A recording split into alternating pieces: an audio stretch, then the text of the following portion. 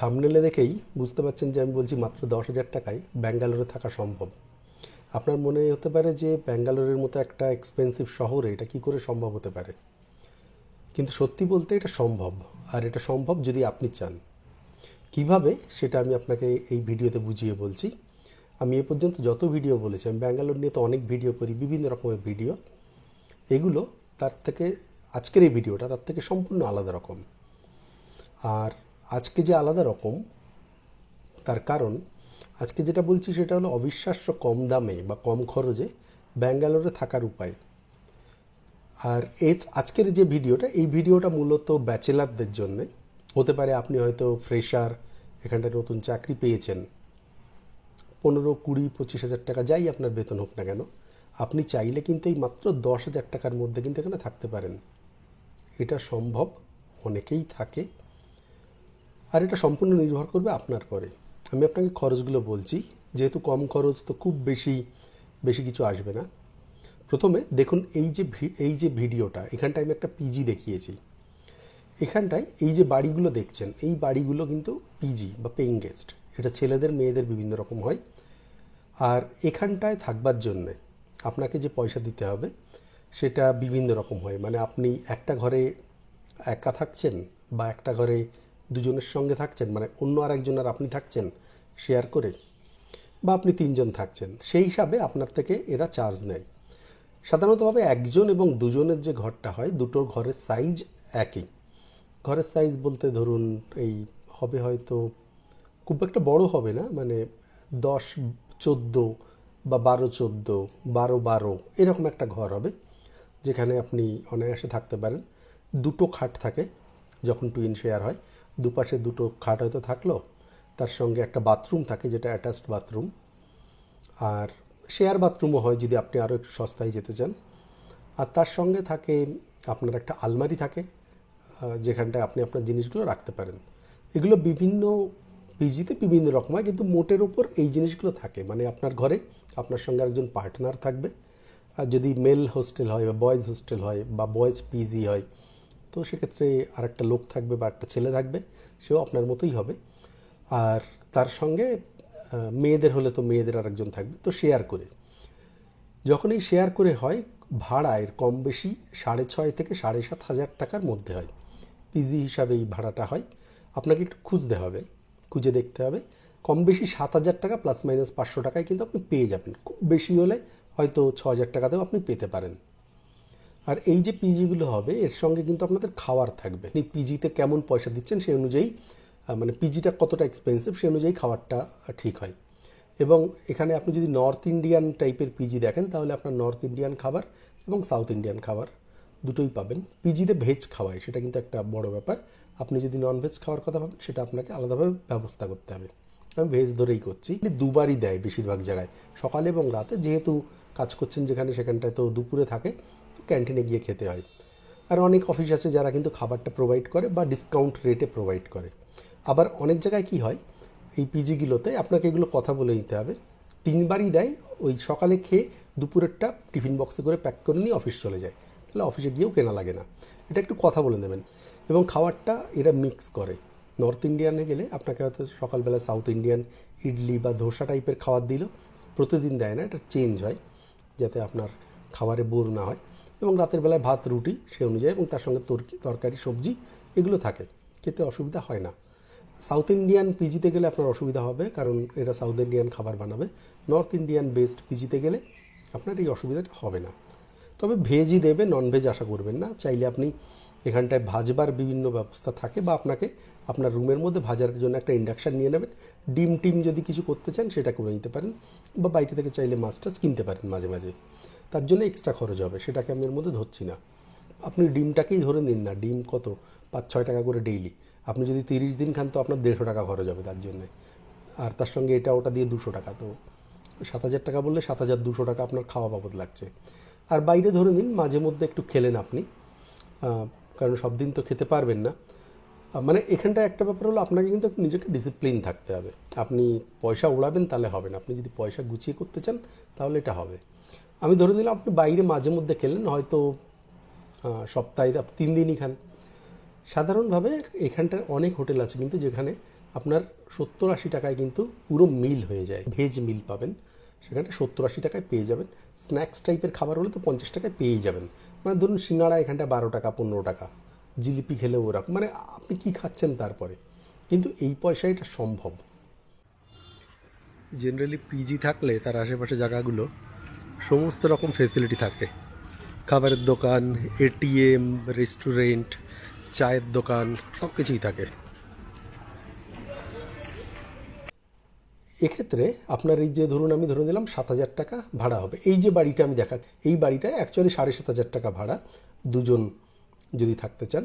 অনেক জায়গা আছে যেখানে কিন্তু 7,000 টাকায় এগুলো পেয়ে যাবেন, তার মধ্যে আপনার খাওয়া ইনক্লুডেড। খাওয়ার সাথে সাথে আপনার যেমন যেটা বললাম যে বাথরুম তো থাকছে আপনার ঘরের সঙ্গে অ্যাটাচড বা কমন হলে আরেকটু কমে আপনি পেয়ে যাবেন, 7,000 টাকার কমেও পেয়ে যাবেন। আর তার সঙ্গে ইন্টারনেটটা থাকে, এর সঙ্গে ওয়াইফাইটা ফ্রি থাকে, ইলেকট্রিসিটি বিল আপনাকে কিছু দিতে হয় না। সাধারণত জলের কেন্ট বা ওয়াটার পিউরিফায়ার থাকে, তো সেখান থেকে আপনি জল নিয়ে নিতে পারেন। খাবার জন্য টেবিলগুলো থাকে, সেখান থেকে গিয়ে আপনি খাবার খেয়ে বাসনপত্র আপনার ধোবার কোনো দরকার নেই, এখানটাতেই যারা কাজ করবে তারা এই ব্যবস্থাটা করবে। আর এখানটায় সাধারণত ওয়াশিং মেশিন থাকে, তো আপনার যখন জামাকাপড় ধোয়ার দরকার তখন ওয়াশিং মেশিনে গিয়ে আপনার জামাকাপড়টা ধুয়ে নিতে পারবেন। এবং তার সঙ্গে ফ্রিজও থাকে, যে আপনার যদি কিছু দরকার হয় তো আপনি ফ্রিজ ব্যবহার করতে পারেন। আপনার জিনিসটা, অনেকের জিনিস থাকে তার জন্য আপনাকে নামটা লিখে রাখতে হয় যে এটা আপনার জিনিস। তো যাই হোক, দেখুন তাহলে কিন্তু সমস্ত রকম ব্যবস্থা এখানে থাকছে ওই 7,000 টাকার মধ্যে, আপনার থাকা খাওয়া। তো এটা গেল আপনার থাকার জায়গা। এবারে আপনি যখন চাকরি করবে না, আপনাকে চেষ্টা করতে হবে আপনি অফিস যেখানে হবে তার আশেপাশে 1 কিলোমিটারের মধ্যে পারলে কোথায় পিজি আছে সেটা একটু খুঁজে নিতে হবে। এর জন্য আপনাকে খুঁজতে হবে। অনেকেই আমাকে বলেন যে একটা পিজির ফোন নাম্বার দেন, এরকম কাউকে বলে হবে না। আপনাকে যেটা করতে হবে, এখানে আসতে হবে।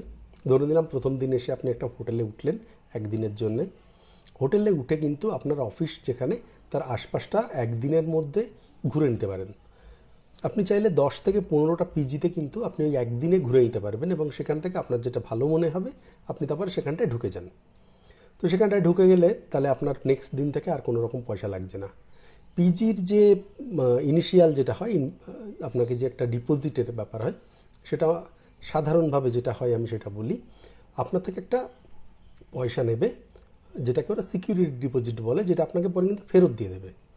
মানে ধরুন আপনার যদি 7,000 টাকা হয় তো আপনাকে হয়তো 9,000 টাকা কি 10,000 টাকা আপনাকে ওরা নিয়ে নেবে, যেটা আপনাকে কিন্তু ফেরত দিয়ে দেবে। হয়তো 8,000 টাকা ফেরত দিল, বললো 2,000 টাকা আপনার ঘর পরিষ্কার করবার জন্য আমরা কেটে রাখবো।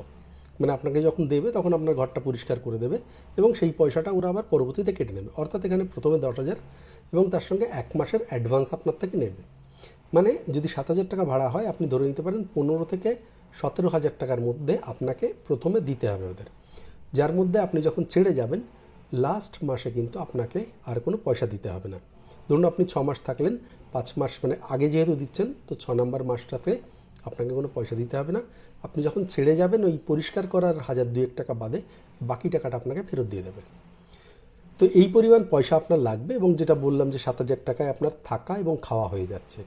অফিস যদি কাছে হয়, এই জিনিসটা সবথেকে বেশি কাজে লাগে। ধরুন আপনি প্রথম ফ্রেশার এখানে এসছেন, সেখানে চাকরি খুঁজছেন, বেতন হয়তো খুব বেশি না, হয়তো আপনার প্যাকেজ হলো 3 লাখ টাকা। 3 লাখ টাকা যদি প্যাকেজ হয় তাহলে আপনি 25,000 হাতে কেটে হয়তো 22-23,000 টাকা পাবেন। তো তাহলে আপনার এখানটা 7,000 টাকায় আপনার ধরে নিলাম খাওয়া হয়ে যাবে। এবং বাড়িগুলো দেখুন, এটা কিন্তু মোটেই কোনো মানে যেটা ভাবছেন যে হয়তো হতে পারে খুব লো কোয়ালিটির বাড়ি, সেরকম কিছু না। ঠিকঠাক বাড়ি, হোস্টেলের মতো, দুজন করে আপনি একটা ঘরে থাকছেন। ঘরের বিবরণ তো আমি দিয়ে দিয়েছি। এবং এখানটায় আপনার যাতায়াতটা যে হবে পিজি থেকে আপনার অফিসে, সেটা 1 কিলোমিটার হলে তো হেঁটে তো করাই যায়, তার জন্য তো গাড়ি লাগে না। বা চাইলে একটা সাইকেল কিনে নিতে পারেন আপনি যদি চান।